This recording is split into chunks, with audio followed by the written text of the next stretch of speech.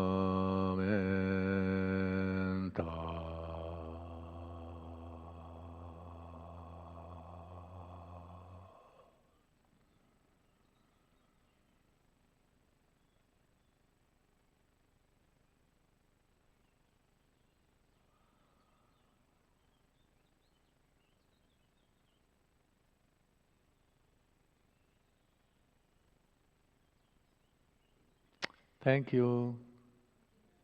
Mamma mia.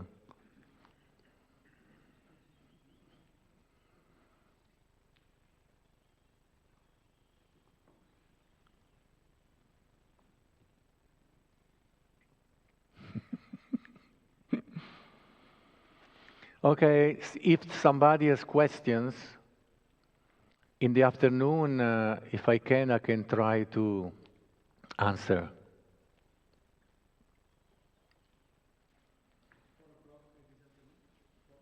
See, 4 o'clock here. To digest